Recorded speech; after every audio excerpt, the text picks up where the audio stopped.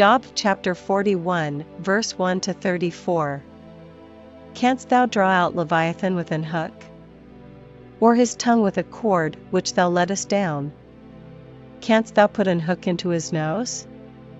Or bore his jaw through with a thorn? Will he make many supplications unto thee? Will he speak soft words unto thee? Will he make a covenant with thee? Wilt thou take him for a servant forever?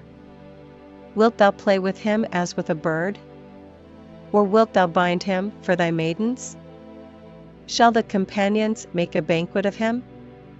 Shall they part him among the merchants? Canst thou fill his skin with barbed iron? Or his head with fish spears?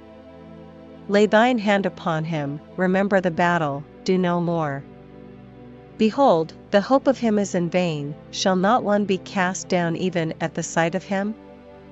None is so fierce that dare stir him up. Who then is able to stand before me? Who hath prevented me, that I should repay him? Whatsoever is under the whole heaven is mine.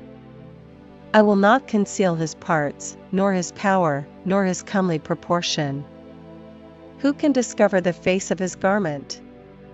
Or who can come to him with his double bridle? Who can open the doors of his face? His teeth are terrible round about. His scales are his pride, shut up together as with a close seal. One is so near to another, that no air can come between them. They are joined one to another, they stick together, that they cannot be sundered. By his neesings a light doth shine, and his eyes are like the eyelids of the morning. Out of his mouth go burning lamps, and sparks of fire leap out. Out of his nostrils goeth smoke, as out of a seething pot or cauldron. His breath kindleth coals, and a flame goeth out of his mouth. In his neck remaineth strength, and sorrow is turned into joy before him. The flakes of his flesh are joined together, they are firm in themselves, they cannot be moved. His heart is as firm as a stone, yea, as hard as a piece of the nether millstone. When he riseth up himself, the mighty are afraid, by reason of breakings they purify themselves. The sword of him that layeth at him cannot hold, the spear, the dart, nor the habergeon. He esteemeth iron as straw, and brass as rotten wood. The arrow cannot make him flee, sling stones are turned with him into stubble. Darts are counted as stubble, he laugheth at the shaking of a spear.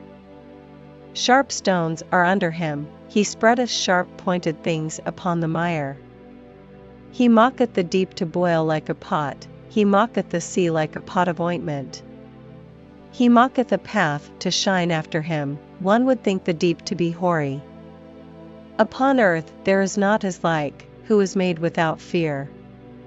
He beholdeth all high things, he is a king over all the children of pride.